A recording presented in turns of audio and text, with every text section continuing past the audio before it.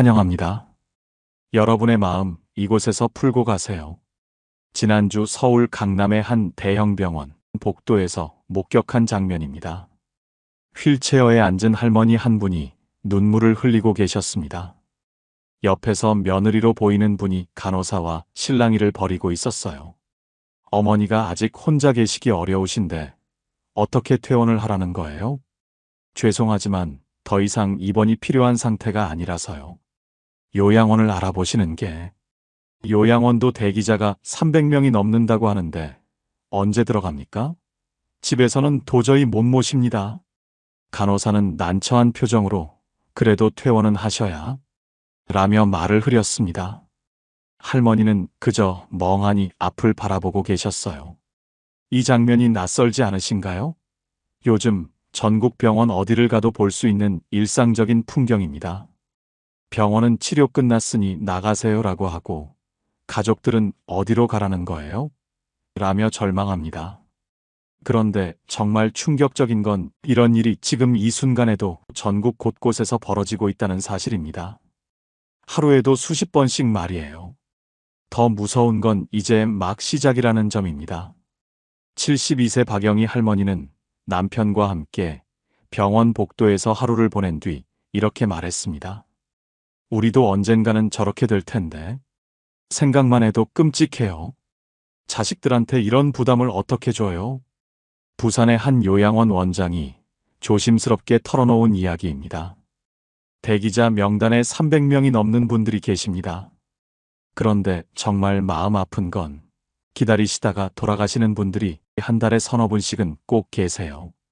가족들이 울면서 조금만 더 일찍 들어올 수 있었으면 이라고 하시는데 정말 할 말이 없습니다. 더 충격적인 건 대기 순서의 비밀입니다. 공식적으로는 선착순이라고 하지만 실제로는 상태가 심각한 분부터 들어오십니다. 치매가 심하거나 거동이 완전히 불가능하거나 그러니까 건강할수록 대기 기간이 길어집니다. 참 아이러니하죠. 75세 김순예 씨는 한숨을 쉬며 말했습니다. 작년 봄에 신청했는데 아직도 소식이 없어요. 제가 너무 건강해서 우선순위가 밀린다고 하더라고요. 그럼 빨리 들어가려면 더 아파야 한다는 건가요? 정말 기가 막힙니다. 대구의 78세 최명순 할머니는 더 절망적인 이야기를 들려주었습니다. 2년 전에 신청했는데 아직도 연락이 없어요. 그 사이에 제 상태는 더 나빠졌고 딸은 회사를 그만뒀어요. 요양원에 들어가려고 신청한 건데 오히려 더 힘들어졌습니다. 서울의 한 요양원 사회복지사는 이런 현실을 털어놓았습니다. 요양원 입소 기준이 점점 까다로워지고 있어요. 예전에는 3등급도 들어올 수 있었는데 이제는 1, 2등급이 아니면 거의 불가능해요. 그마저도 몇 년씩 기다려야 하고요. 전국 어디를 가도 마찬가지입니다. 좋은 요양원일수록 몇 년씩 기다려야 합니다. 그 사이에 환자 상태는 계속 나빠지고 가족들은 지쳐만 갑니다. 인천의 79세 윤복자 할머니 가족은 3년을 기다린 끝에 드디어 입소 연락을 받았지만 그때는 이미 할머니의 치매가 너무 심해진 상태였습니다. 처음 신청할 때는 대화도 가능했는데 3년 기다리는 동안 가족도 못 알아보게 되셨어요. 그때 들어갔으면 훨씬 좋았을 텐데 우리 집을 팔아도 모자랍니다. 중산층 파산의 현실. 경기도 성남에 사는 56세 이정호 씨 가족 이야기를 들어보세요. 아버지가 파킨슨병으로 투병 중입니다. 처음에는 우리 집 전세금이 있으니까 당분간은 괜찮겠지 했어요. 그런데 3년 만에 거의 다 나갔습니다. 계산해 보니까 한 달에 500만 원씩 나간 거더라고요. 이 씨 가족의 한 달 지출 내역을 살펴보면 정말 충격적입니다. 병원비만 100만 원 이상, 여기에 상주 간병인 비용이 무려 월 360만 원입니다.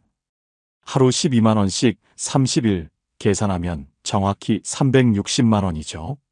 여기에 각종 영양제와 의료용품비가 월 80만 원, 재활치료비가 월 40만 원이 추가됩니다.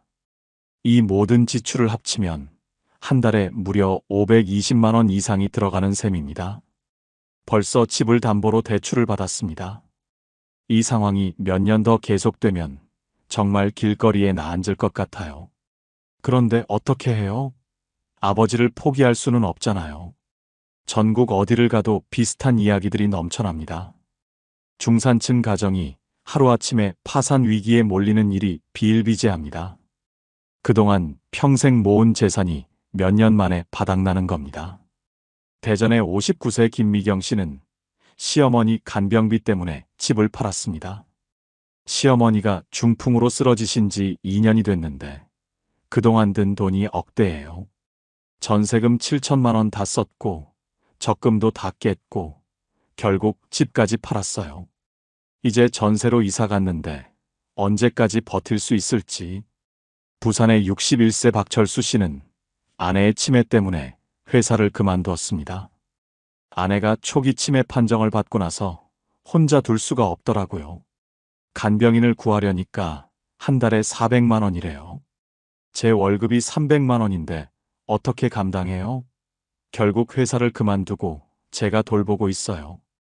광주의 63세 최영희 씨는 어머니 요양비 때문에 빚을 졌습니다. 어머니가 요양원에 계신 지 4년째인데 매달 150만 원씩 나가요. 처음에는 이 정도는 감당할 수 있겠지 했는데 4년이 지나니까 7천만 원이 넘게 나간 거예요.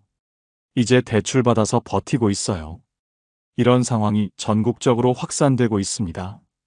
건강보험이 있어도 본인 부담금이 만만치 않고 간병비는 보험 적용이 안 되니까 고스란히 가족 부담입니다. 서울대 사회복지학과 연구팀이 조사한 결과 치매나 중풍 환자 가족의 절반 가까이가 경제적 어려움으로 생활 수준이 크게 떨어졌다고 답했습니다. 이 중 4분의 1은 집을 팔거나 대출을 받았다고 했어요. 치매 가족들이 겪는 진짜 지옥. 62세 박미경 씨는 시어머니 치매 간병을 6년째 하고 있습니다. 그녀의 하루를 따라가 보면 정말 숨이 막힙니다. 새벽 3시 시어머니가 집에 가야 한다며 문을 열려고 해서 깜짝 놀라 뛰어 일어났습니다. 1시간 뒤 기저귀를 갈아드리고 겨우 재웠는데 오전 6시에 아침 준비를 하는데 시어머니가 가스레인지를 만지고 계시더라고요. 아침 약을 드시라고 하니까 독을 먹이려 한다며 거부하시고 잠깐 화장실 간 사이에 집을 나가셔서 온 동네를 뒤졌습니다. 점심을 드시라고 하니까 이게 뭐냐, 왜 이런 걸 주냐며 화를 내시고 이게 매일입니다. 하루도 빠짐없이 6년째. 저도 이제 우울증 약을 먹고 있어요. 남편이랑도 맨날 싸우고 애들도 집에 오기 싫어해요. 가족이 다 망가지고 있습니다. 박 씨의 상세한 일과를 들어보면 더욱 절망적입니다. 오전 8시 아침 식사를 준비하는데 시어머니가 밥 안 먹으라고 하시며 거부합니다. 1시간 동안 달래서 겨우 몇 숟갈 드시고 오전 10시경에는 화장실 어디 있어? 라고 물으셔서 안내해드렸는데 10분 뒤에 또 물어보십니다. 난 12시 점심 준비를 하는데 시어머니가 부엌에 와서 여기가 우리 집이야? 라고 물어보십니다. 네, 어머니 집이에요 라고 대답해드리면 내 집이 아니야. 집에 가야 해라며 밖으로 나가려고 하십니다. 오후 2시 잠깐 눈을 돌린 사이에 시어머니가 서랍을 다 뒤지고 계시더라고요. 뭘 찾으세요? 라고 물어보니까 내 돈 어디 갔어? 누가 훔쳐갔어? 라고 하시며 화를 내십니다. 오후 4시 목욕을 시키려고 하니까 누구야? 왜 옷을 벗기려고 해? 라며 소리를 지르십니다. 간신히 달래서 목욕을 시켰는데 목욕 후에는 내가 언제 목욕했어? 라고 하십니다. 저녁 6시 저녁 식사를 준비했는데 아침 안 먹었어 라고 하시며 아침밥을 달라고 하십니다. 지금 저녁 시간이에요 라고 말씀드리면 아니야 아침이야 라고 우기십니다. 밤 8시 잠자리에 들라고 하니까 아직 낮이야 왜 자라고 해? 라며 거부하십니다. 밤 12시에 겨우 재우는데 새벽 2시에 또 일어나서 돌아다니기 시작합니다. 이게 매일 반복되는 일상이에요. 하루 이틀도 아니고 6년째. 저도 이제 한계예요. 남편은 요양원에 모시자고 하는데 요양원도 대기자가 너무 많아서 언제 들어갈 수 있을지 모르겠어요. 박 씨 같은 분들이 전국에 얼마나 많을까요? 치매 환자 가족 대부분이 우울증을 겪고 심한 경우 자살 충동까지 느낀다고 합니다. 60세 이선희 씨는 어머니 치매 간병을 3년째 하고 있는데 작년에 자살 시도를 했습니다. 어머니가 밤마다 돌아다니시고 낮에는 계속 같은 말씀을 반복하시고 정말 미칠 것 같았어요. 어느 날 새벽에 정말 견딜 수 없어서 수면제를 많이 먹었는데 다행히 남편이 발견해서 병원에 갔어요. 65세 김영자 씨는 남편 치매 간병으로 인해 사회와 완전히 단절됐습니다. 남편을 혼자 둘 수 없어서 3년째 집 밖을 못 나가고 있어요. 친구들과도 연락이 끊어졌고 가족 모임에도 못 가고 정말 감옥에 갇힌 것 같아요. 간병인을 구하면 되지 않냐고요? 치매 전문 간병인은 한 달에 400만 원도 넘게 듭니다. 일반 간병인은 조금 저렴하지만 치매 환자를 제대로 돌보기 어려워요. 58세 조은숙 씨는 시어머니 간병인을 구했다가 큰 사고를 당할 뻔했습니다. 간병인이 잠깐 자리를 비운 사이에 시어머니가 가스레인지를 켜놓고 나가셨어요. 다행히 이웃이 냄새를 맡고 신고해서 큰 사고는 안 났지만 정말 아찔했어요. 정부도 모르는 척하는 무서운 현실들. 복지부 관계자가 비공식적으로 털어놓은 이야기입니다. 장기요양보험 재정이 눈덩이처럼 불어나고 있습니다. 지금 추세로 가면 20, 30년대에는 건강보험 재정 자체가 위험할 수 있어요. 하지만 공개적으로 말하기는 어려운 상황이죠. 실제로 장기요양보험 지출 규모를 보면 깜짝 놀랄 수밖에 없습니다. 2019년에는 8조 7천억 원이었는데 2024년에는 13조 2천억 원으로 불어났습니다. 불과 5년 만에 1.5배가 증가한 셈입니다. 현재 추세라면 2030년대에서 2050년대에는 20조 원을 훌쩍 넘어설 것으로 전망됩니다. 요양 인력 부족도 심각합니다. 전국 요양보호사가 턱없이 부족한데 있는 인력마저 자꾸 그만둡니다. 왜일까요? 3년차 요양보호사 김혜진 씨의 고백을 들어보세요. 월급은 편의점 알바생이랑 비슷한데 일은 정말 힘들어요. 치매 어르신들한테 맞기도 하고 핥히기도 당해요. 가족들은 조금만 실수해도 뭐라고 하고 도저히 못하겠어서 그만두었습니다. 2년차 요양보호사 박순자 씨도 비슷한 경험을 했습니다. 어떤 어르신은 계속 도둑놈이라고 소리치시고 어떤 분은 기저귀 갈아드리려고 하면 발로 차세요. 몸도 마음도 지쳐서 더 이상 못하겠어요. 요양원 원장들도 인력 구하기가 하늘의 별 따기라고 합니다. 한 달에 서너 명씩 그만둬요. 새로 뽑아도 금세 나가고 인력난이 정말 심각합니다. 임금을 올려주고 싶어도 수입이 정해져 있으니까 한계가 있어요. 정부에서는 요양보호사 처우 개선을 약속하지만 현실은 별로 나아지지 않고 있습니다.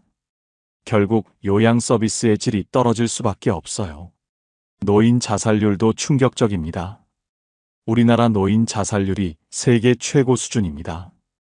왜 이런 일이 벌어질까요? 77세 이상구 할아버지가 익명을 요구하며 털어놓았습니다. 돈도 없고 아프기만 하고 자식들 눈치만 보고 이게 사는 건가 싶습니다. 차라리 말을 끝내지 못하고 고개를 돌리셨습니다. 74세 김순희 할머니는 더 직접적으로 말했습니다. 혼자 사는데 하루 종일 말 한마디 안 하는 날이 많아요. 아픈 곳은 많은데 병원비는 부담스럽고 자식들한테 말하기도 미안하고 정말 우울해요. 실제로 노인 자살의 주요 원인을 보면 경제적 어려움이 가장 많고 그 다음이 건강 악화, 가족 갈등, 외로움 순입니다.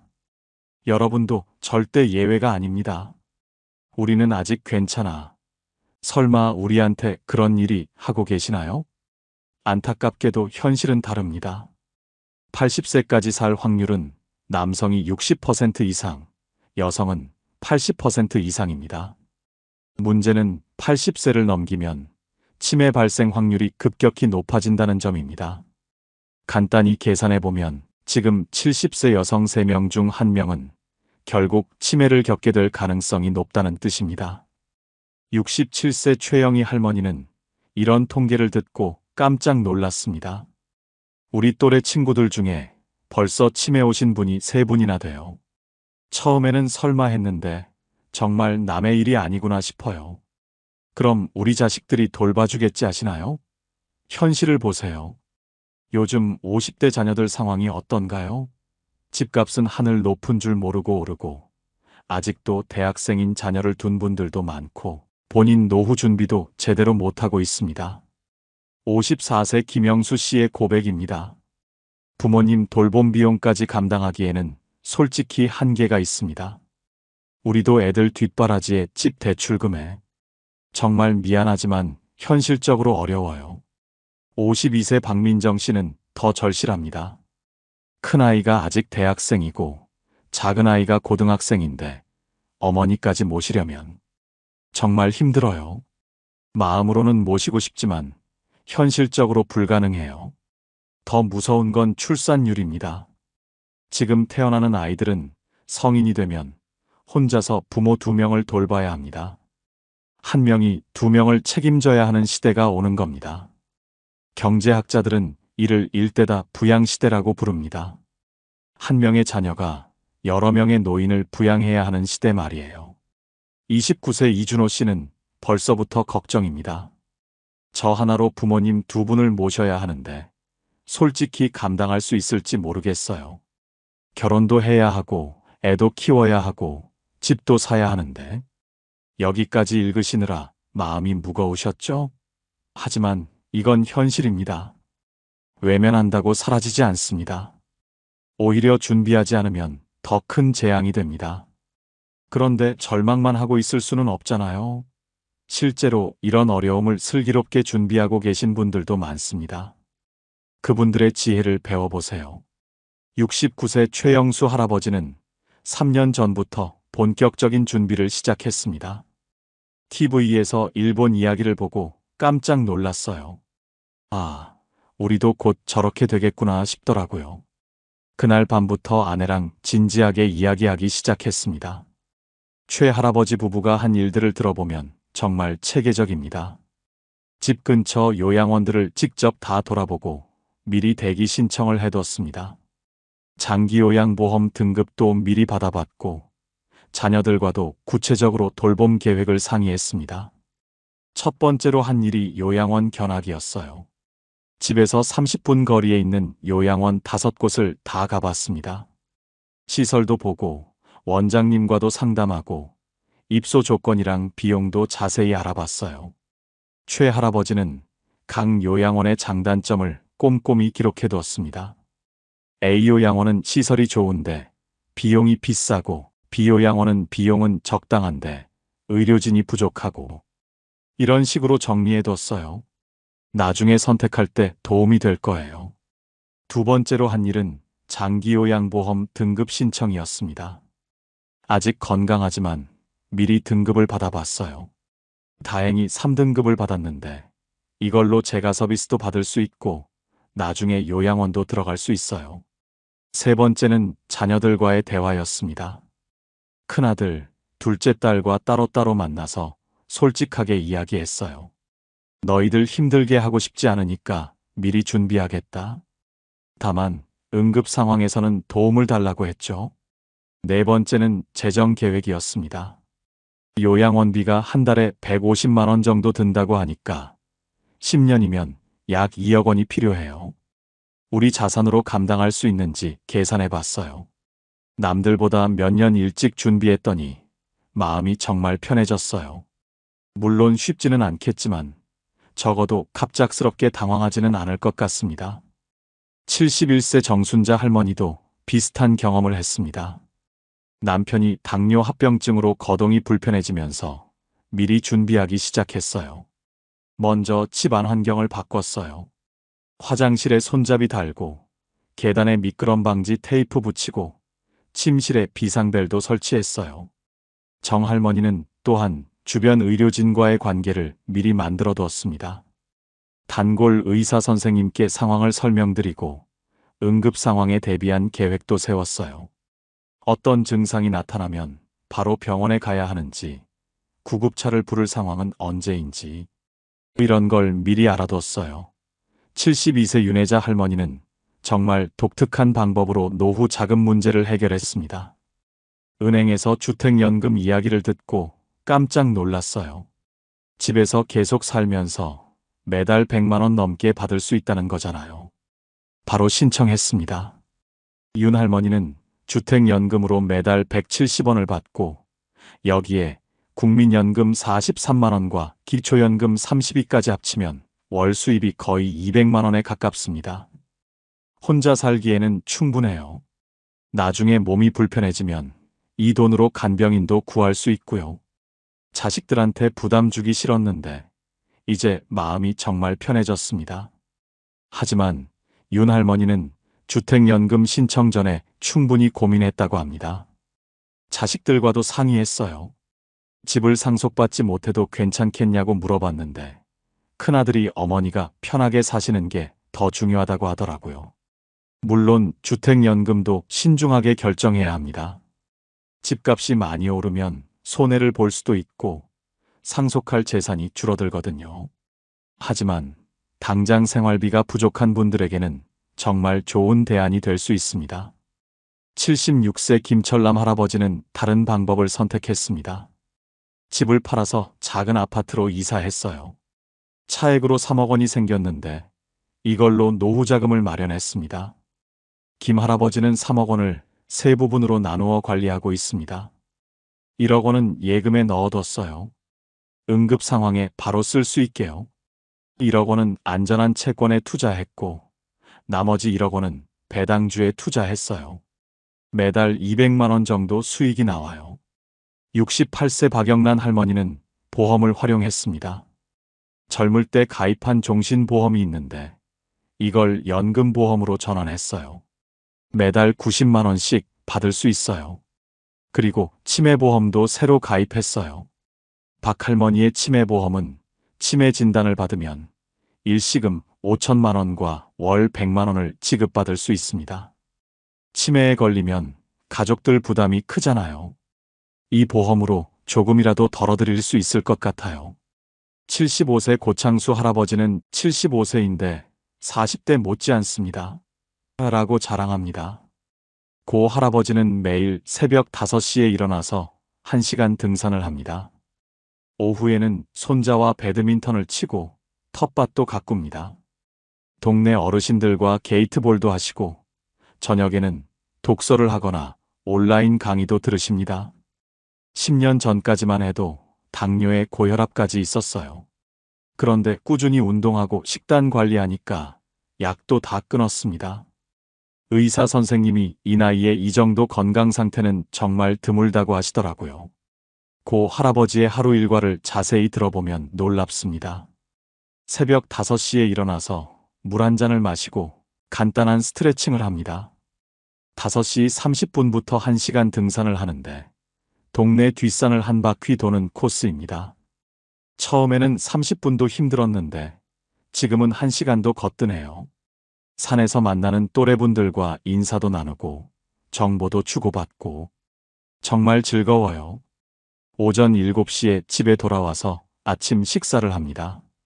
밥, 국, 반찬 위주의 한식을 드시는데 특히 채소를 많이 드십니다. 고기도 먹지만 채소를 더 많이 먹어요. 의사 선생님이 식이섬유가 중요하다고 하시더라고요. 오전 9시부터 11시까지는 텃밭 일을 합니다. 배추, 무, 상추 등을 기르고 계시는데 이 역시 좋은 운동이 됩니다. 텃밭 일하면서 자연스럽게 허리도 굽혔다 펴졌다 하고 무거운 것도 들고 헬스장 운동 못지않아요. 오후 2시부터 3시까지는 낮잠을 주무시고 3시부터 4시까지는 손자와 함께 배드민턴을 칩니다. 손자가 할아버지가 저보다 체력이 좋다고 해요. 하하. 특히 인상적인 건 치매 예방법입니다. 매일 새로운 걸 배워요. 요즘은 유튜브로 영어 공부하고 있습니다. 손자가 할아버지 발음이 저보다 좋다고 하더라고요. 고 할아버지는 또한 매일 일기를 쓰고 한자 공부도 합니다. 뇌를 계속 쓰지 않으면 녹슨다고 하잖아요. 그래서 매일 머리를 쓰려고 노력해요. 뇌과학자들이 말하는 치매 예방법 중 가장 효과적인 게 바로 평생 학습이라고 합니다. 새로운 악기 배우기, 외국어 공부, 요리법 익히기, 뭐든 좋으니까 계속 배우시라고 해요. 73세 이순옥 할머니도 비슷한 방법으로 건강을 유지하고 계십니다. 매주 화요일과 목요일에는 수영을 하고 월요일과 수요일에는 요가를 해요. 금요일에는 등산 동호회 활동을 하고요. 이 할머니는 70세에 수영을 배우기 시작했습니다. 젊을 때는 물을 무서워했는데 70세에 용기를 내서 배웠어요. 지금은 자유형으로 500m도 헤엄칠 수 있어요. 73세 박영순 할머니는 70세에 유튜버가 된 할머니로 유명합니다. 처음에는 손자가 가르쳐줘서 재미삼아 시작했는데 지금은 구독자가 3만 명이 넘어요. 댓글도 하루에 수백 개씩 달립니다. 박할머니의 유튜브 채널 영순이네 밥상은 전통 요리 레시피로 인기를 끌고 있습니다. 김치 담그는 법부터 전통 떡 만들기, 계절별 나물 무치는 법까지 다양한 콘텐츠를 올리고 있어요.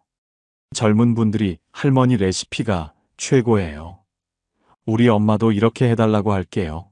라는 댓글을 달아주시면 정말 뿌듯해요. 박할머니의 월 수익도 상당합니다. 유튜브 광고 수익만으로도 150만 원 정도 나오고 여기에 협찬까지 더하면 월 200만 원을 넘을 때도 있다고 해요. 용돈벌이도 되고 새로운 사람들과 소통도 하고 치매 예방에도 좋대요. 댓글 보는 재미로 하루하루가 즐거워요.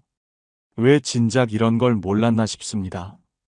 박할머니가 유튜브를 시작한 과정을 들어보면 정말 감동적입니다. 처음에는 스마트폰 사용법도 몰랐어요. 손자가 할머니, 이거 눌러보세요 라고 하면서 하나하나 가르쳐 줬어요. 처음 영상을 찍을 때는 떨려서 말도 제대로 못했어요. 첫 번째 영상은 김치 담그는 법이었는데 조회수가 50만을 넘었습니다. 깜짝 놀랐어요. 이런 간단한 것도 사람들이 궁금해하는구나 싶었어요. 그래서 용기를 내서 계속 영상을 올리기 시작했어요. 지금은 영상 편집도 혼자서 하십니다. 처음에는 손자가 도와줬는데 이제는 혼자서 다 해요. 컴퓨터도 배웠고 영상 편집 프로그램도 배웠어요. 배우는 재미가 쏠쏠해요. 박할머니처럼 디지털 기술을 배우신 분들이 점점 늘고 있습니다. 단순히 편의를 위해서가 아니라 새로운 수입원도 만들 수 있고 전 세계 사람들과 소통할 수도 있어요. 70세 김정자 할머니는 온라인 쇼핑몰을 운영하고 있습니다. 손뜨개 제품을 만들어서 온라인으로 팔아요. 목도리, 모자, 장갑 같은 걸 만드는데 한 달에 60만 원 정도 벌어요. 김할머니는 젊을 때부터 뜨개질을 좋아했는데 70세에 온라인 판매를 시작했습니다. 딸이 어머니가 만든 건 정말 예쁘니까 팔아보세요라고 해서 시작했어요. 처음에는 어려웠지만 지금은 주문이 밀려서 바빠요. 서울 송파구 실버 쉐어하우스에 사는 5분의 이야기는 정말 인상적입니다. 평균 나이 70대, 모두 혼자 살던 분들이 함께 모여 살고 있습니다. 76세 이순덕 할머니의 고백을 들어보세요. 혼자 살 때는 하루 종일 말 한마디 안 하는 날도 있었어요. 그런데 이제는 매일 웃습니다. 아침마다 함께 체조하고 돌아가면서 요리하고 저녁 식사 후에는 1시간씩 수다 떨고 정말 행복해요. 이들의 공동생활 규칙도 재미있습니다. 아침 6시 30분에 함께 라디오 체조를 하고 장보기와 요리는 돌아가면서 합니다. 저녁 식사 후에는 꼭 1시간 수다 타임을 갖고 누군가 아프면 서로 돌봐줍니다. 72세 김철수 할아버지도 만족스러워합니다. 혼자 살 때보다 생활비도 절약되고 외롭지도 않고 서로 건강도 챙겨주고 정말 좋습니다. 왜 진작 이렇게 안 살았나 싶어요. 이들의 한 달 생활비는 1인당 80만 원 정도입니다. 개인방 사용료, 공과금, 식비를 모두 포함한 금액이에요. 혼자 살 때보다 40만 원 정도 절약된다고 합니다. 가장 좋은 건 외롭지 않다는 거예요. 누군가 아프면 바로 알 수 있고 응급 상황에도 도움을 받을 수 있어요. 74세 박순자 할머니는 작년에 넘어져서 다쳤을 때의 일을 들려주었습니다. 새벽에 화장실 가다가 넘어졌는데 바로 옆방 언니가 소리를 듣고 와주셨어요. 혼자 살았으면 큰일 날 뻔했어요. 요즘 이런 실버 공동주택이 전국적으로 늘어나고 있습니다. 혼자 사는 것보다 경제적이고 더 안전하고 무엇보다 외롭지 않거든요. 부산에도 비슷한 공동주택이 있습니다. 여기에 사시는 78세 최영희 할머니는 이렇게 말했습니다. 처음에는 남과 함께 살기 불편하지 않을까 걱정했는데 막상 살아보니까 혼자 살 때보다 훨씬 좋아요. 서로 배려하면서 살다 보니까 가족 같은 느낌이에요. 나이별 현실적인 생존 전략을 알려드리겠습니다. 나이에 해당하시는 분들은 집중해서 들어보세요. 60대 후반 마지막 기회입니다. 이 나이가 진짜 골든 타임입니다. 아직 체력도 있고 판단력도 명확하고 시간도 충분합니다. 지금 안 하시면 언제 하시겠어요? 67세 김철호 할아버지는 은퇴하고 나서 5년 계획을 세웠습니다. 75세까지는 적극적으로 활동하고 그 이후를 위한 준비를 완벽하게 끝내는 게 목표입니다. 1년 차에는 건강 점검하고 운동 습관 만들기, 2년 차에는 스마트폰 완전 정복하기, 3년 차에는 요양원 알아보기. 이런 식으로 계획을 세웠어요. 김 할아버지의 구체적인 계획을 들어보면 정말 체계적입니다. 1년차 목표는 건강 기반 다지기였습니다. 종합검진을 받고 만성질환을 점검하고 운동 습관을 만들었어요.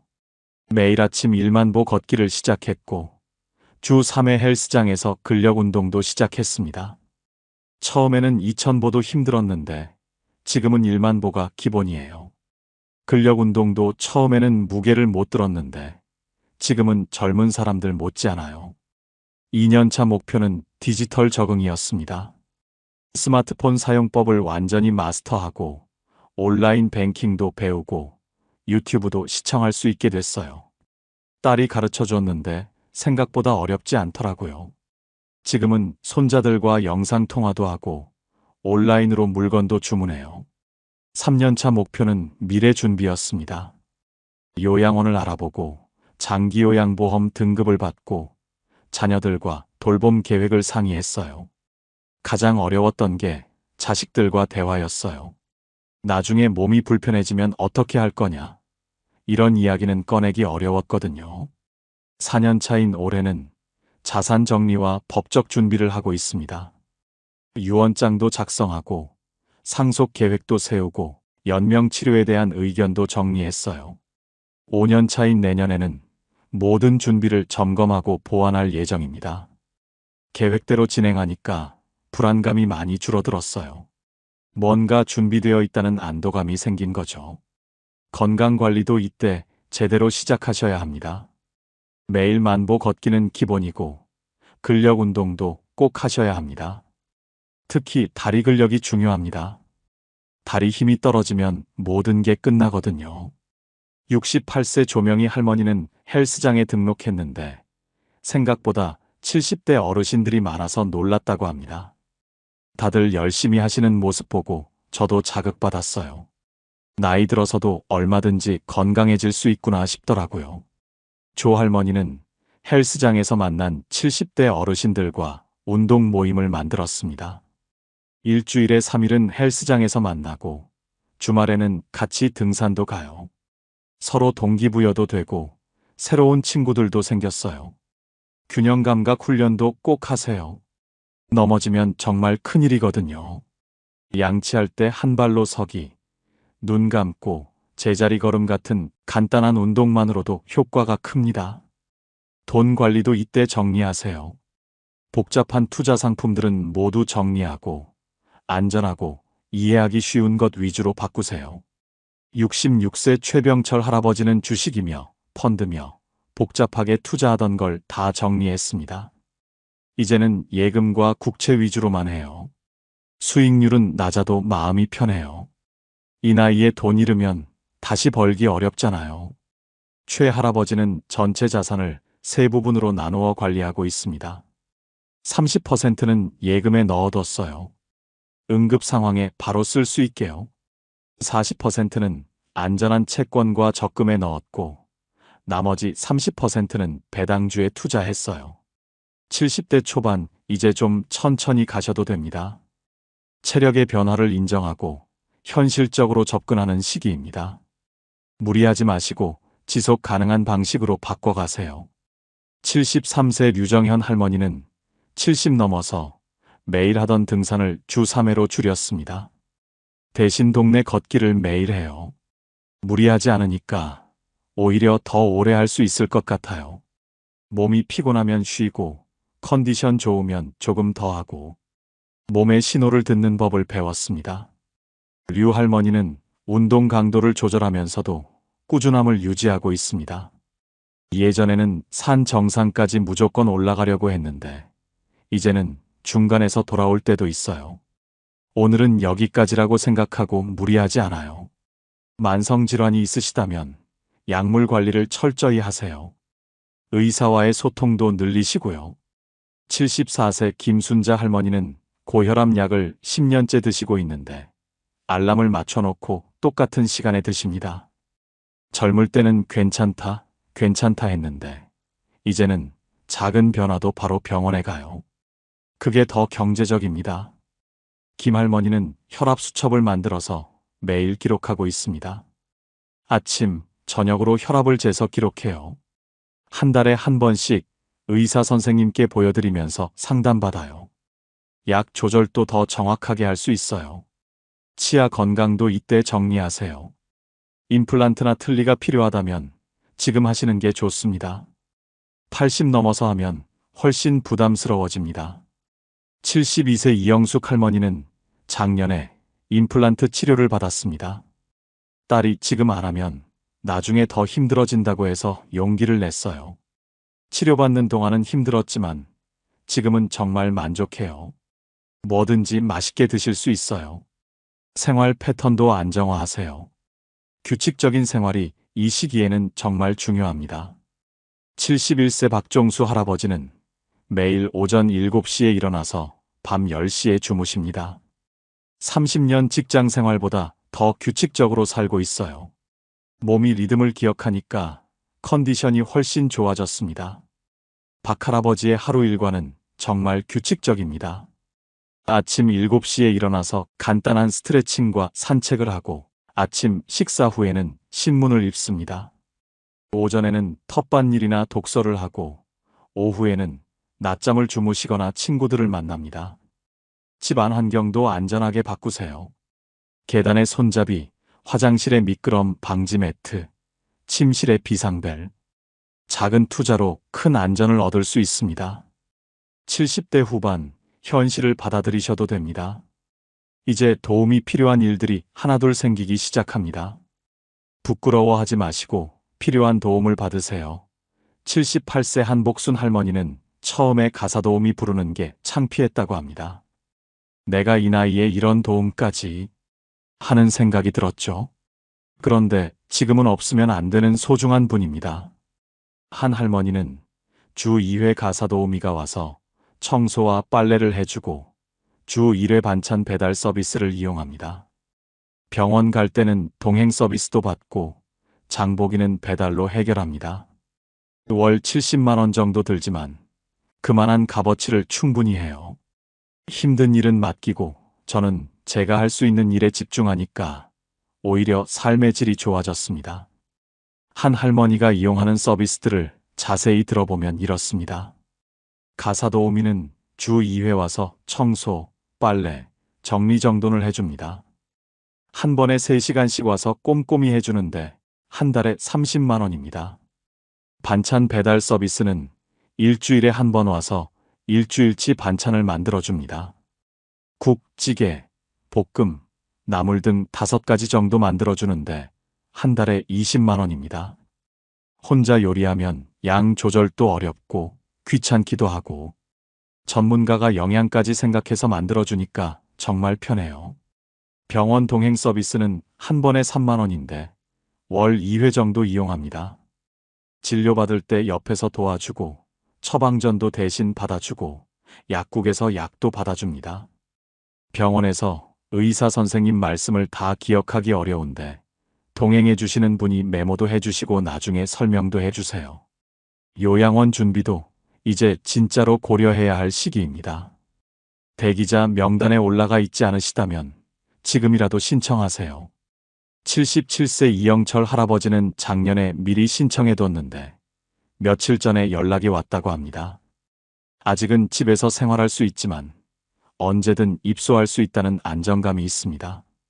이 할아버지는 요양원 선택 기준을 미리 정해두었습니다. 집에서 30분 이내 거리, 의료진 상주, 1인실 또는 2인실, 면회 시간 자유로운 곳. 이런 조건에 맞는 곳을 찾았어요. 실제로 3곳의 요양원에 신청해뒀는데 그중 한 곳에서 연락이 왔다고 합니다. 시설도 괜찮고 직원분들도 친절하더라고요. 입소 비용도 예상 범위 내고요. 지금 당장은 필요 없지만 마음의 준비는 됐어요. 80세 이상 편안하게 품위 있게 지내세요. 이제는 무리하지 마시고 편안하고 안전하게 지내는 것이 최우선입니다. 84세 고말순 할머니는 이렇게 말씀하십니다. 이 나이에는 욕심 부리지 않아요. 아프지 않고 가족들과 화목하게 매일 감사하며 살면 그게 최고입니다. 고 할머니의 하루는 정말 평온합니다. 오전 8시에 느긋하게 일어나서 창밖 풍경을 감상하시고 간단한 아침 식사와 함께 약을 드십니다. 오전에는 거실에서 가벼운 스트레칭을 하시고 텔레비전을 보시면서 뜨개질을 하십니다. 매일 똑같아 보여도 전혀 지루하지 않아요. 오히려 이런 평온한 일상이 얼마나 소중한지 알게 됐습니다. 건강하게 하루하루 보낼 수 있다는 것만으로도 감사해요. 고 할머니는 특히 안전에 신경을 많이 쓰십니다. 화장실 갈 때는 반드시 불을 켜고 밤에는 슬리퍼 대신 실내용 운동화를 신으십니다. 샤워할 때는 의자에 앉아서 하시고 잠들기 전에는 꼭 가족들과 안부 전화를 하십니다. 넘어지면 큰일이니까 조심하고 또 조심해야 해요. 그리고 혼자 있을 때 무슨 일이 생길지 모르니까 가족들과 자주 연락해요. 81세 박순덕 할머니는 딸과 함께 살면서도 최대한 독립적인 생활을 유지하려고 노력하십니다. 딸한테 패 끼치기 싫어서 할 수 있는 건 혼자 해요. 간단한 요리, 빨래 정도는 아직 할 수 있어요. 다만 무거운 건 들지 않고 높은 곳은 올라가지 않아요. 박 할머니는 또한 규칙적인 활동을 유지하고 계십니다. 매주 화요일에는 경로당에 가고 목요일에는 복지관에서 하는 프로그램에 참여해요. 집에만 있으면 우울해지거든요. 83세 김영옥 할머니는 요양원에서 생활하고 계시는데 적응하는데 시간이 걸렸다고 합니다. 처음에는 내가 왜 여기 있어야 하나 싶었어요. 하지만 직원분들이 친절하게 도와주시고 같은 또래분들과 이야기도 나누다 보니까 나름 괜찮아요. 김 할머니는 요양원에서도 자신만의 일상을 만들어가고 계십니다. 아침에는 산책하고 오후에는 다른 분들과 화투치고 저녁에는 가족들과 전화해요. 생각보다 할 일이 많아요. 말만 하면 뭐합니까? 실천이 중요하죠. 지금 당장 시작할 수 있는 것들을 정리해 드릴게요. 오늘 당장 하실 수 있는 일들. 먼저 30분만 시간을 내서 동네 한 바퀴 걸어보세요. 아파트 단지 아니라도 좋습니다. 걷기가 모든 건강의 기본입니다. 69세 서영희 할머니는 오늘부터 걷기 시작했는데 생각보다 기분이 좋아져요. 라고 말씀하셨습니다. 현재 복용 중인 약들을 종이에 적어보세요. 약 이름, 복용 시간, 용량까지 정확히 적으시고 냉장고에 붙여두세요. 응급 상황에 도움이 됩니다. 72세 이정순 할아버지는 약 목록을 만들어 두니까 병원 갈 때 의사 선생님께 정확히 말씀드릴 수 있어서 좋아요 라고 하셨습니다. 비상 연락처 목록도 만들어 보세요. 가족, 병원, 약국, 이웃 연락처를 적어서 전화기 옆에 붙여두세요. 글씨는 크게 써서 안경 없이도 볼 수 있게 하시고요.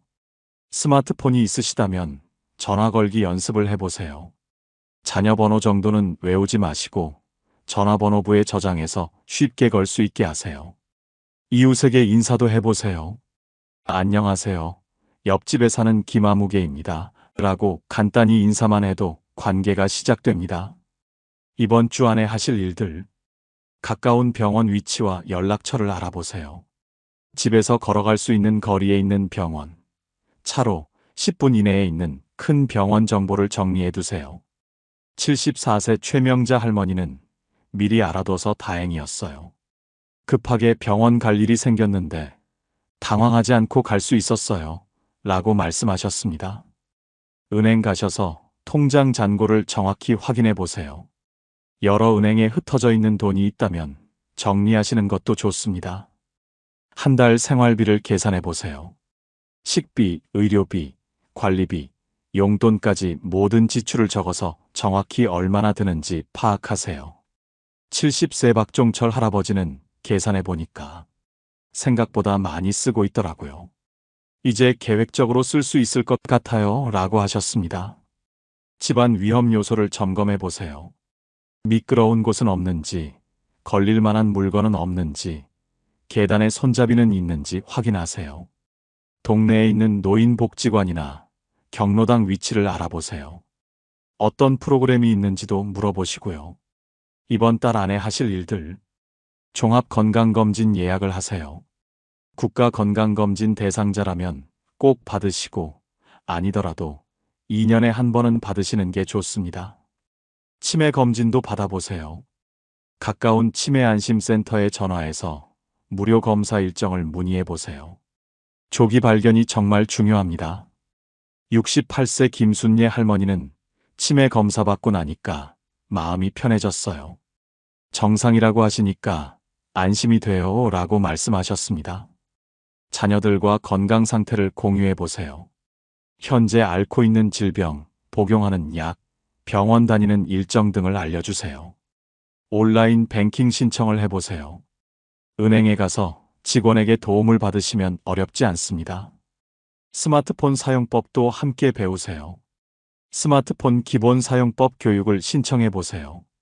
주민센터나 복지관에서 무료 교육을 많이 해줍니다. 71세 이영자 할머니는 처음에는 어려울 줄 알았는데 배우고 나니까 정말 편해요. 왜 진작 안 배웠나 싶어요 라고 하셨습니다. 석 달 안에 하실 일들. 자산을 3개 주머니로 나누어 정리해 보세요. 응급자금, 생활비, 여유자금으로 나누어서 각각 적절한 곳에 보관하세요. 가족과 돌봄 계획을 구체적으로 논의해 보세요. 나중에 몸이 불편해지면 어떻게 할지, 누가 어떤 역할을 할지 미리 상의하세요. 66세 정명희 할머니는 자식들과 솔직하게 이야기하니까 오히려 관계가 더 좋아졌어요. 서로 마음의 준비를 할 수 있게 됐거든요. 라고 말씀하셨습니다. 주택연금 등 정부 제도에 대해 상담받아 보세요. 한국주택금융공사에 전화하거나 방문해서 자세한 설명을 들어보세요. 응급상황 대비책을 구체화해 보세요. 갑자기 몸이 아플 때 누구에게 연락할지, 어느 병원에 갈지 미리 정해두세요. 새로운 사회적 관계를 만들어 보세요. 동호회나 종교 모임, 자원봉사 등 정기적으로 만날 수 있는 모임에 참여해 보세요. 73세 박영수 할아버지는 탁구 동호회에 가입했는데 새로운 친구들도 생기고 운동도 되고 일석이조예요 라고 하셨습니다. 실제로 요양 비용이 얼마나 드는지 구체적으로 계산해 보겠습니다. 막연히 많이 든다고 하면 준비하기 어려우니까 정확한 숫자를 알아야 계획을 세울 수 있어요. 75세 김영순 할머니 가족의 실제 사례를 보겠습니다. 김 할머니는 작년에 치매 2등급 판정을 받고 요양원에 입소하셨어요. 김 할머니의 월 기본 비용부터 살펴보겠습니다. 시설급여 본인 부담금이 60만 원, 식비가 35만 원, 간식비가 10만 원, 개인용품비가 25만 원으로 합계 130만 원이 들어갑니다. 하지만 여기서 끝이 아닙니다. 당뇨 관리 때문에 혈당 조절을 위한 특별식 비용이 월 10만 원, 치매로 인한 잦은 실수로 옷이나 침구를 교체하는데 월 5만 원이 추가됐습니다. 또 정기적인 병원 진료비가 15만 원, 물리치료비 10만 원, 각종 검사비 5만 원까지 더해지면서 결국 한 달 총 지출은 175만 원에 이르렀습니다. 김 할머니 가족은 이렇게 말했습니다. 처음 상담받을 때는 월 100만 원 정도면 되겠다 했는데 실제로는 170만 원이 넘게 나와요. 예상보다 70만 원이나 더 비싸요. 반대로 집에서 돌보는 경우를 보겠습니다. 77세 박철수 할아버지는 중풍으로 거동이 불편하지만 집에서 생활하고 계십니다. 재가급여 서비스를 받는데 월 한도액이 160만 원이고 본인 부담금이 15%라서 월 24만 원을 냅니다. 하지만 한도액을 초과하는 부분은 전액 본인 부담이어서 실제로는 월 40만 원 정도가 나갑니다. 낮에는 요양보호사가 와서 도와주지만 밤에는 가족이 직접 돌봐야 합니다. 며느리가 직장을 그만두고 간병하고 있는데 월급 200만 원을 포기한 셈입니다. 병원비가 월 30만 원, 약값이 15만 원, 재활용품비가 10만 원, 결국 합치면 한 달에 무려 295만 원이 듭니다. 박 할아버지 가족은 이렇게 말했습니다. 요양원보다는 저렴하지만 가족의 희생이 너무 커요. 며느리가 일을 그만두면서 수입은 줄고 지출은 늘고 경제적으로도 정신적으로도 힘들어요. 그럼 어떻게 하면 비용을 줄일 수 있을까요? 몇 가지 방법이 있습니다. 첫째, 장기요양보험 등급을 미리 받아두세요. 등급을 받으면 정부 지원을 받을 수 있어서 본인 부담금이 줄어듭니다. 69세 최영희 할머니는 건강할 때 미리 등급 신청을 해서 3등급을 받았습니다. 아직 건강하지만 미리 등급을 받아뒀어요. 나중에 필요할 때 바로 서비스를 받을 수 있고 비용도 절약할 수 있어요. 둘째, 요양원을 선택할 때 비급여 항목을 꼼꼼히 확인하세요. 같은 등급이라도 요양원마다 추가 비용이 다릅니다. 셋째, 민간보험을 활용하세요. 치매보험, 간병보험 등에 가입하면 비용 부담을 줄일 수 있습니다. 67세 김정남 할아버지는 치매보험에 가입해뒀는데 실제로 치매 진단을 받고 도움을 받았습니다. 일시금 3천만 원과 월 50만 원을 받고 있어요. 완전히 해결되지는 않지만 부담이 많이 줄었어요. 추상적인 건강관리가 아니라 구체적으로 뭘 어떻게 해야 하는지 알려드릴게요. 매일 하셔야 할 기본 운동. 71세 고순남 할머니의 하루 운동 루틴을 소개합니다. 할머니는 3년 전 가벼운 뇌경색을 앓은 후 운동을 시작했는데 지금은 또래보다 훨씬 건강하세요. 아침 6시에 일어나서 물 한 컵을 마시고 침대에서 간단한 스트레칭을 합니다. 목 돌리기, 어깨 돌리기, 다리 굽혔다 펴기를 각각 10회씩 해요. 6시 30분부터 30분간 동네 걷기를 합니다. 처음에는 10분도 힘들었는데 지금은 30분이 기본입니다. 걸을 때는 팔을 크게 흔들면서 걸어요. 그리고 가끔 계단도 이용해요. 엘리베이터 대신 계단으로 3층까지는 걸어 올라가요. 아침 식사 후에는 양치하면서 한 발로 서기 연습을 합니다. 처음에는 3초도 못 버텼는데 지금은 30초까지 가능해요. 오후에는 거실에서 의자를 이용한 운동을 합니다. 의자에 앉았다 일어서기를 10회, 의자를 잡고 다리 들어 올리기를 각 다리당 10회씩 해요. 이 운동들이 간단해 보여도 꾸준히 하니까 효과가 커요. 다리 힘이 많이 좋아졌어요. 치매 예방을 위한 두뇌 활동. 74세 이창호 할아버지는 치매 예방을 위해 다양한 두뇌 활동을 하고 계십니다. 매일 아침 신문을 읽고 중요한 기사는 요약해서 노트에 적습니다. 손자들과 통화할 때 그날 읽은 뉴스를 설명해 주기도 해요. 뉴스를 읽고 이해하고 정리하고 설명하는 과정이 모두 두뇌 운동이 돼요. 일주일에 3번은 한자 공부를 합니다. 어려운 한자가 아니라 일상에서 쓰는 한자들을 공책에 써보는 거예요. 손으로 쓰는 것도 두뇌에 좋다고 하더라고요. 그래서 컴퓨터보다는 손으로 직접 써요. 한 달에 1번은 새로운 요리를 배웁니다. 유튜브를 보면서 따라해보는데 재료 준비부터 완성까지 혼자서 합니다. 요리는 순서도 기억해야 하고 불 조절도 해야 하고 맛도 봐야 하고 종합적인 두뇌 활동이에요. 약물 관리의 정확한 방법. 78세 박순희 할머니는 현재 6가지 약을 복용하고 계십니다. 고혈압약, 당뇨약, 골다공증약, 위장약, 수면제, 영양제까지 복잡하지만 체계적으로 관리하고 계세요. 요일별 약통을 사용해서 일주일치를 미리 정리해 둡니다. 일요일 저녁에 다음 주 약을 모두 정리하는데 이때 가족이 함께 확인해 줍니다.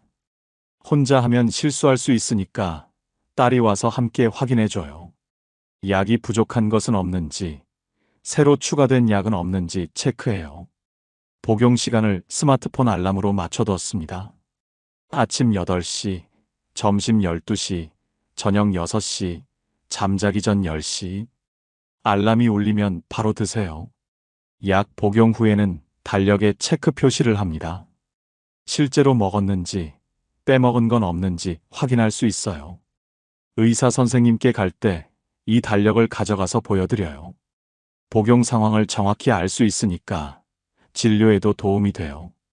스마트폰이나 컴퓨터를 무작정 배우려고 하면 어렵습니다. 단계별로 차근차근 배워야 해요. 1단계 스마트폰 기본 기능. 70세 김영자 할머니의 학습 과정을 보겠습니다. 할머니는 작년에 처음 스마트폰을 샀는데 지금은 능숙하게 사용하세요. 첫 주에는 전화 걸기와 받기만 연습했습니다. 전화번호부에서 이름을 찾아서 전화 걸기, 전화가 오면 녹색 버튼 눌러서 받기. 이것만 일주일 내내 연습했어요. 처음에는 버튼이 작아서 엉뚱한 곳을 누르기도 했어요. 하지만 계속 연습하니까 익숙해지더라고요. 둘째 주에는 문자 보내기를 배웠습니다. 키보드 사용법부터 천천히 배우고 간단한 문자 안녕하세요, 네, 감사합니다 정도를 연습했어요. 셋째 주에는 사진 찍기를 배웠습니다. 카메라 앱 실행하기, 셔터 누르기, 찍은 사진 보기. 단계별로 연습했어요. 손자 사진을 직접 찍어서 보니까 정말 신기하더라고요. 그때부터 스마트폰이 재미있어졌어요. 2단계 인터넷 활용. 기본 기능에 익숙해지면 인터넷 사용법을 배웠습니다. 첫째는 검색하기입니다.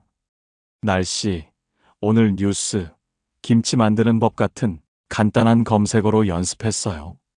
둘째는 유튜브 보기입니다.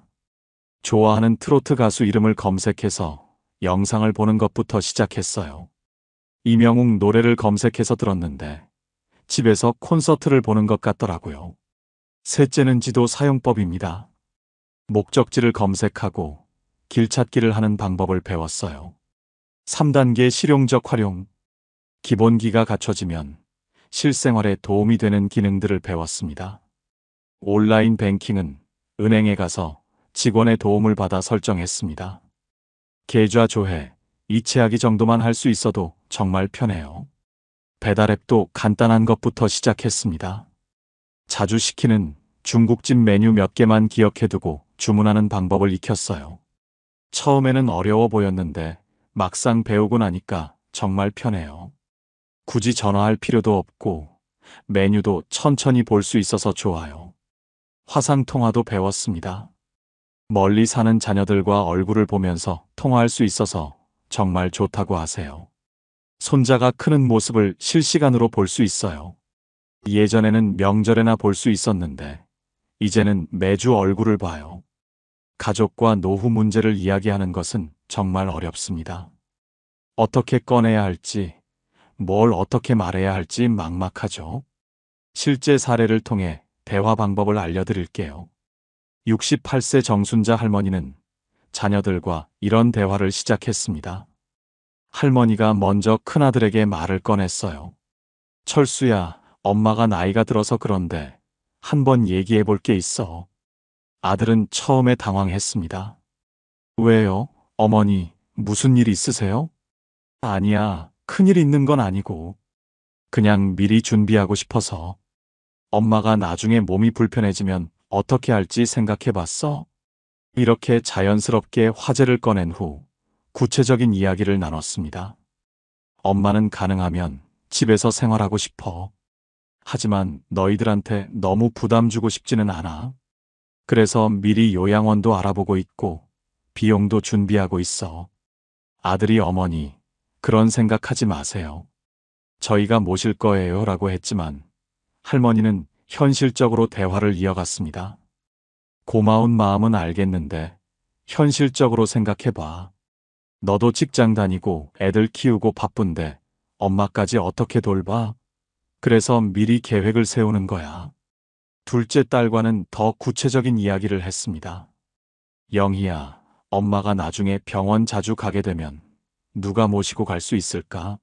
오빠는 회사 때문에 평일에 시간 내기 어려울 것 같고, 딸이 제가 모시고 갈게요. 어머니라고 했지만 할머니는 더 세세하게 물어봤습니다. 고마워. 그런데 내가 일하는 병원이랑 가까운 곳으로 엄마가 병원을 정하면 될까? 그러면 내가 점심시간에라도 잠깐 들를 수 있을 것 같은데. 이런 식으로 구체적인 상황을 가정해서 대화를 나눴습니다. 가장 어려운 건 돈 이야기였습니다. 하지만 정순자 할머니는 용기를 내서 꺼냈어요. 그리고 한 가지 더 얘기할 게 있는데, 엄마 돌봄 비용 문제야. 요양원비가 한 달에 150만 원 정도 든다고 하더라. 엄마가 모아둔 돈으로는 몇 년 버틸 수 있는데 그 이후가 문제야. 자녀들이 저희가 부담할게요 라고 했지만 할머니는 현실적으로 접근했습니다. 너희 형편도 넉넉하지 않은 걸 엄마가 알아. 그래서 집을 담보로 주택연금을 받는 것도 생각해보고 있어. 그럼 상속받을 집은 없어지지만 너희들 부담은 줄일 수 있잖아. 가장 어려운 주제인 연명치료에 대해서도 이야기했습니다. 마지막으로, 정말 어려운 얘기인데 엄마가 의식을 잃고 회복 가능성이 없다면 무의미한 연명치료는 하지 말았으면 좋겠어. 자녀들이 그런 얘기하지 마세요 라고 했지만 할머니는 끝까지 말했습니다. 엄마도 이런 얘기하기 싫어. 하지만 그때 가서 너희들이 결정하기 어려울 거야. 그래서 미리 엄마 의견을 말해두는 거야. 이런 대화를 통해 가족 모두가 마음의 준비를 할 수 있었습니다. 정순자 할머니 가족은 이제 석 달에 한 번씩 가족 회의를 합니다. 할머니 건강 상태를 점검하고 계획을 수정하고 새로운 정보를 공유해요. 처음에는 어색했는데 이제는 자연스러워졌어요. 서로 속마음도 털어놓고 계획도 세우고 오히려 가족 관계가 더 좋아진 것 같아요. 정말 최악의 상황도 생각해봐야 합니다. 자녀들이 경제적으로 어려워지거나 국가 시스템이 제대로 작동하지 않거나 완전히 혼자가 되는 상황 말이에요. 76세 최순옥 할머니는 남편이 돌아가신 후 완전히 혼자 살고 계십니다. 자녀들은 모두 외국에 살고 있어서 도움받기 어려운 상황이에요. 할머니는 혼자서도 생활할 수 있는 모든 기술을 익혔습니다. 기본적인 요리는 물론이고 간단한 집 수리, 응급처치까지 할 줄 아세요. 전구 갈기, 변기 막힌 것 뚫기, 간단한 페인트 칠. 이런 건 유튜브 보고 배웠어요. 처음에는 어려웠지만 몇 번 해보니까 할 수 있더라고요. 응급 상황에 대비해서 이웃들과도 긴밀한 관계를 유지하고 있습니다. 옆집, 아래층, 윗집 분들과 서로 안부를 확인해요. 하루에 한 번씩은 꼭 연락하거나 마주쳐요. 이상이 있으면 바로 알 수 있어요. 최할머니는 비상시를 대비해서 현금을 여러 곳에 나누어 보관하고 있습니다. 집에 현금 20만 원, 은행 예금 통장에 500만 원, 별도 비상금 통장에 1천만 원. 이렇게 분산해 뒀어요. 만약 은행에 문제가 생기거나 ATM이 고장나거나 정전이 되어도 당분간은 버틸 수 있어요. 또한 귀금속도 조금 준비해 뒀습니다. 금반지, 금목걸이 정도인데 정말 급할 때 현금으로 바꿀 수 있어요. 혼자 살다 보면 갑자기 몸에 이상이 생길 수 있습니다. 최할머니는 이에 대비해서 응급처치법을 배웠어요. 기본적인 상처 치료, 화상 처치, 심폐소생술까지 복지관에서 하는 응급처치 교육을 모두 들었습니다. 실제로 작년에 요리하다가 손을 베었는데 당황하지 않고 응급처치를 했어요. 병원 갈 정도는 아니었거든요. 복용하는 약도 항상 여유분을 준비해 둡니다. 병원에 갈 수 없는 상황을 대비해서 일주일치 정도는 항상 비축해 뒀어요. 기존의 노년관념을 버리고 새로운 노년 문화를 만들어가는 분들이 늘고 있습니다. 73세 김대호 할아버지는 은퇴 후 새로운 일을 시작했습니다. 젊을 때 공무원으로 일했는데 은퇴 후에는 동네에서 작은 카페를 운영하고 있어요. 처음에는 이 나이에 뭔 사업이야 했는데 해보니까 재미있어요. 매일 손님들과 이야기도 나누고 새로운 메뉴도 개발하고 오히려 젊을 때보다 활력이 넘쳐요. 카페 운영이 쉽지만은 않았습니다. 커피 만드는 법부터 배우고 장사 노하우도 익히고 젊은 직원들과 소통하는 것도 배워야 했어요. 손잡벌 되는 아르바이트생이 저한테 카페 운영법을 가르쳐줘요. 처음에는 자존심이 상했는데 지금은 배우는 재미가 있어요. 카페는 지역 어르신들의 사랑방 역할도 하고 있습니다. 오후가 되면 동네 어르신들이 모여서 담소를 나누고 간단한 모임도 가져요. 71세 박영희 할머니는 대학교에 다니고 있습니다. 평생교육원이 아니라 정규대학교 사회복지학과에 편입해서 공부하고 있어요. 젊을 때는 공부할 기회가 없었어요. 결혼하고 애 키우느라 바빴거든요. 이제야 하고 싶었던 공부를 할 수 있어서 정말 행복해요. 처음에는 젊은 학생들과 함께 수업을 듣는 게 어색했습니다. 하지만 지금은 완전히 적응했어요. 학생들이 저를 할머니 선배님이라고 부르면서 잘 도와줘요. 컴퓨터 숙제할 때도 가르쳐주고 발표할 때도 응원해줘요. 박할머니의 목표는 졸업 후 사회복지사로 일하는 것입니다. 나이가 들어서 얻은 경험과 지혜를 젊은 사람들과 나누고 싶어요. 어르신들을 도와드리는 일을 하고 싶어요. 69세 이정호 할아버지는 마라톤에 도전하고 있습니다. 65세에 처음 달리기를 시작해서 이제는 풀마라톤도 완주할 수 있어요. 처음에는 1km도 힘들었어요. 하지만 조금씩 늘려가다 보니까 42km까지 뛸 수 있게 됐어요. 마라톤을 통해 전국 각지의 러닝클럽 어르신들과 친해졌습니다. 대회 때마다 만나서 안부도 묻고 정보도 교환해요. 마라톤 하는 어르신들은 정말 젊어요. 정신적으로나 육체적으로나 제 나이 또래 같지 않아요. 이 할아버지의 다음 목표는 해외 마라톤 대회 참가입니다. 내년에는 도쿄 마라톤에 나가보려고 해요. 외국 가서 달리는 것도 색다른 경험일 것 같아요. 여기까지 정말 긴 글을 읽어주셔서 감사합니다.